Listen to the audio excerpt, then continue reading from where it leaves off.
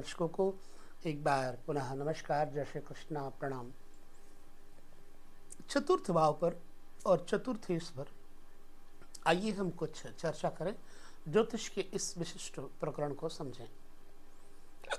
जन्म कुंडली में चतुर्थेश सुख भाव का स्वामी जहां भी बैठेगा अपने घर को आबाद करने का प्रयास करेगा। मान लीजिए चतुर्थ भाव का स्वामी यदि लग्न में बैठ जाए, आप अपने लग्न को देखिए, मैंने एक चार्ट बना करके सामने रख लिया है।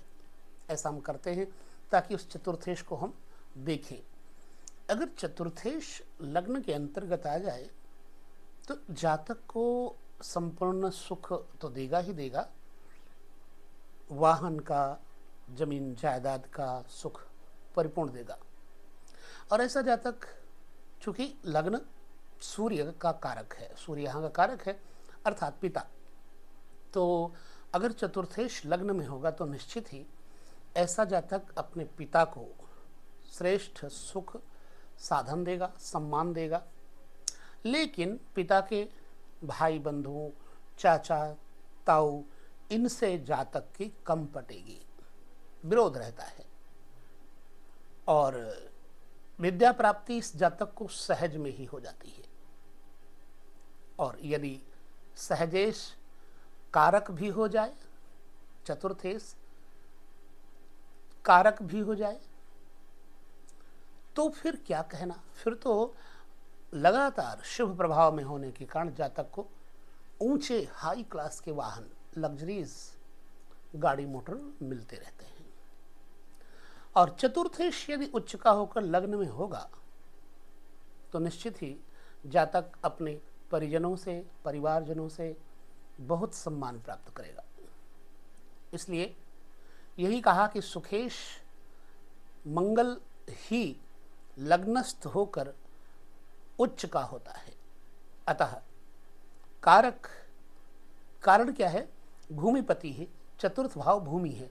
अगर कहीं मंगल हो जाए यहाँ का कारक, यहाँ का स्वामी, और लग्न में आ जाए तो भावपति उच्च होने करके लग्नस्थ होने पर जातक को भूमि, वाहन, विशेष तौर से जमीन का लाभ बहुत देता है।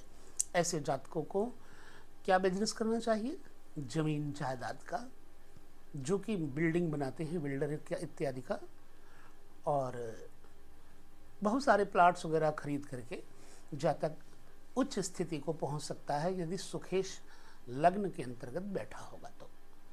निश्चित मानिए, बशर्ते कि उस सुखेश पर कोई किसी ग्रह की बाधा, विपरीत ग्रह, शत्रु ग्रह यादि पाप ग्रह आदि न देखते हो तो निश्चित ही ऐसा व्यक्ति भूमिपति होता है। क्योंकि चतुर्थ स्थान भूमि है, वाहन है, मकान है, सुख समृद्धि है, पब्लिक है। तो पब्लिक की कैटेगरी में उच्च स्तर पर जाकर के राजनेता भी बन सकता है, मुखिया समाज का बन सकता है। ठीक है। चतुर्थेश जो है शुभ ग्रह हो और शुभ ग्रह से दृष्ट हो और लग्नस्थ हो तो जातक इस प्रकार से बहुत सारे सुख साधन प्राप्त करने के बाद जीवन में जब संसार छोड़ के जाता है तो उसके पीछे बाल बच्चे बहुत सुखी रहते हैं। चतुर्थेश अगर निर्बल हो जाए, निर्बल होकर के लग्न में बैठा हो, तो ध्यान देना, यहाँ पर जातक पिता के नाम के कारण तो विख्यात होगा, लेकिन अपने से नहीं। यदि चतुर्थेश शत्रु, क्षेत्री या पाप प्रभाव में हो तो ऐसा जातक सदैव दुखी जीवन यापन करता है। अब सुखेश का थोड़ा हम धन भाव पर एक विचार कर लेते हैं। धन भाव यानी दूसरा घर। धन भाव में जब सुखेश बैठेगा द्वितीय भाव में, तो प्रायः ये व्यक्ति पिता पुत्र में वैमनस्य करता रहता है, आपसी मतभेद बना रहता है। कहाँ तक सच है इस चीज को सॉरी, क्षमा करिएगा, पिता पुत्र में अनबन बनी रहती है और पिता को पुत्र से कुछ भी विशेष लाभ नहीं होता। जातक भी पैतृक संपत्ति से वंचित ही रहता है प्रायः। ऐसा जातक कुटुंब का विरोधी, झगड़ालू प्रकृति का होता है और सारा जीवन सामान्य अवस्था में व्यतीत करता है। माता के लिए भी ऐसा जातक कष्टकारक होता है। कहाँ तक सच है आप हमें खुद बताएंगे। सुखेश यदि शुभ अवस्था में शुभ कारक हो तो निश्चित ही दूसरे स्थान पर जातक माता पिता का सेवक होता है, ठीक है, और उसे समाज में सम्मान प्राप्त होता है।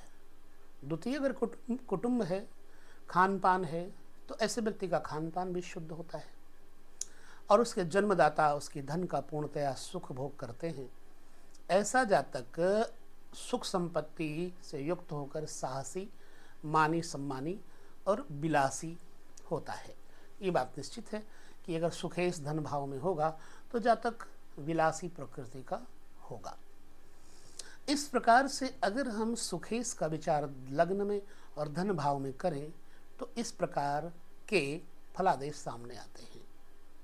अब ये फलादेश आपके साथ कितना मैच करते हैं आप स्वयं ही देख करके हमें बताइएगा जन्म कुंडली में।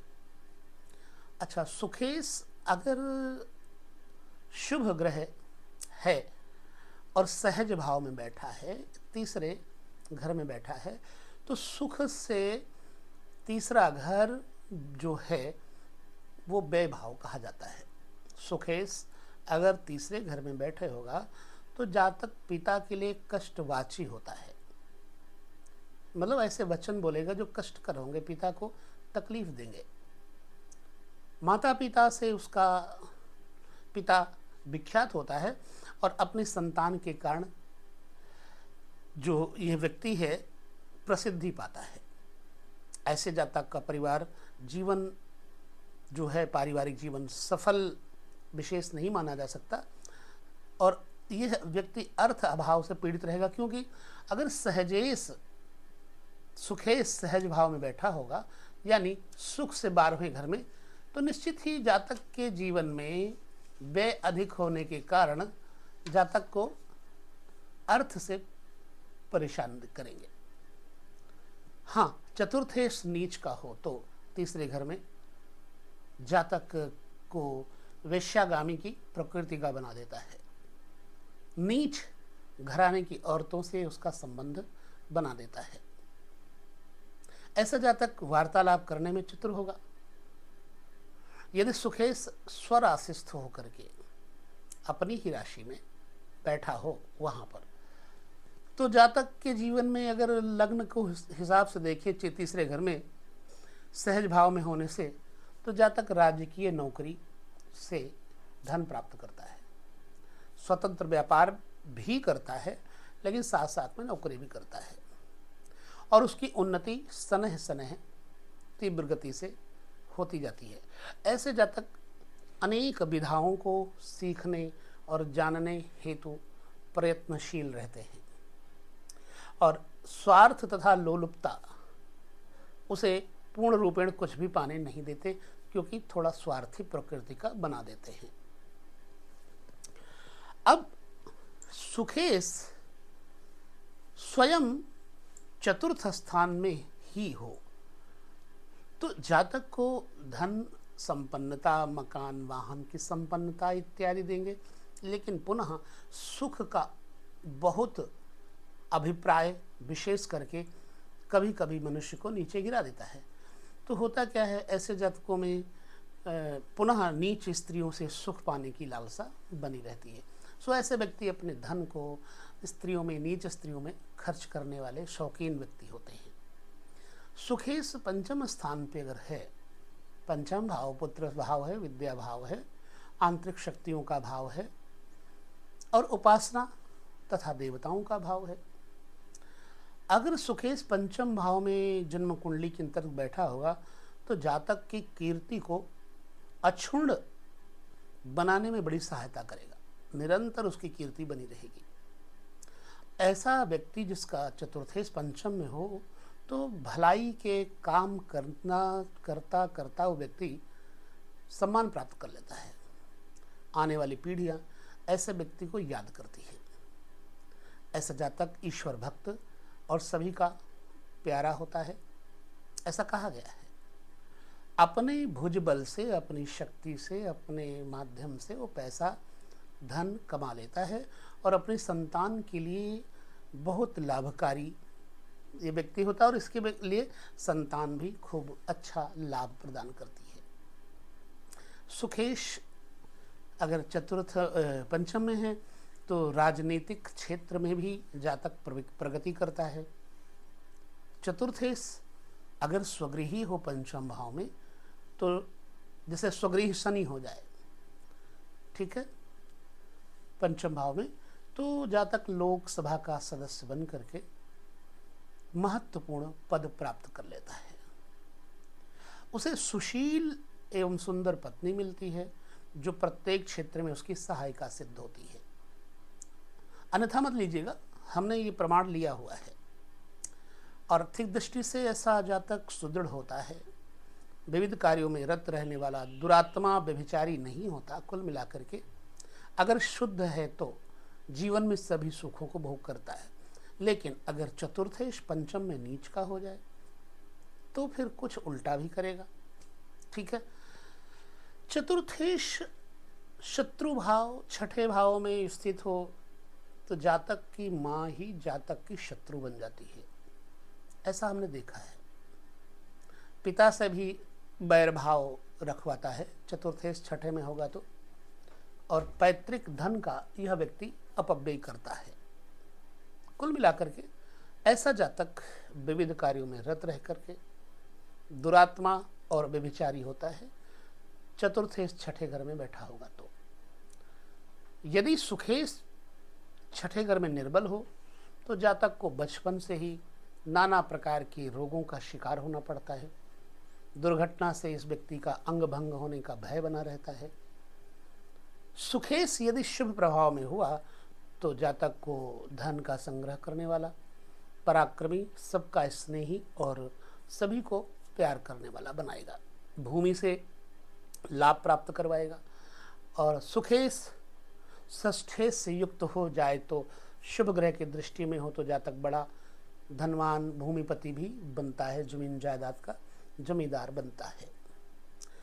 सुखेश सप्तम में जाया भाव में अगर बैठे तो जातक के ऊपर क्या प्रभाव डालेगा, यहाँ पर यह भी देखना जरूरी है। कहते हैं जातक स्वयं क्रूर स्वभाव वाली पत्नी प्राप्त करता है और दोनों के विचारों में आपसी मतभेद बने रहते हैं। कहाँ तक सच है आपको देखना है। गृह कला बनाए रहते हैं। जातक जो है ना कि पत्नी अपने ससुर अर्थात जातक के पिता से भी बैर ठान लेती है। प्रायः ऐसा हमने कुछ जगहों पर देखा है। और जातक की पत्नी अपने ससुर के साथ तो दुश्मनी रखेगी, जातक की पत्नी सास ससुर को तिनके के समान समझती है। ऐसे जातक का जीवन अधिकांश समय घर से बाहर गुजरता है और जीवन भर इस व्यक्ति को सुख प्राप्त नहीं होता। हाँ, ये अशुभ होने पर परिणाम देते हैं, लेकिन अगर शुभ है तो जातक को ससुराल से धन, संपत्ति, मान, इज्जत आदि प्राप्त होते हैं। पत्नी भी सुशील स्वभाव की, मधुर वचन बोलने वाली और सेवा परायण मिलती है। इस प्रकार से सुखेश का सप्तम भाव में शुभ और अशुभ दोनों के हिसाब से ये परिणाम है। अब आप अपनी जन्म कुंडली में देखिए क्या आपके साथ यदि ऐसा है तो क्या ये फलादेश आपके साथ दिखाई पड़ते हैं। अब चतुर्थेश को अष्टम भाव से लेकर 12 भाव तक हम अगले विभाग में देंगे। यहाँ पर वीडियो बड़ा न बन जाए इसलिए हम चतुर्थेश को सप्तम भाव तक ही लेकर चलते और दूसरे पार्ट में अष्टम से लेकर लग्न के यानी 12वें घर तक हम देखेंगे। लेते हैं विदा। नमस्कार, जय श्री कृष्ण, प्रणाम।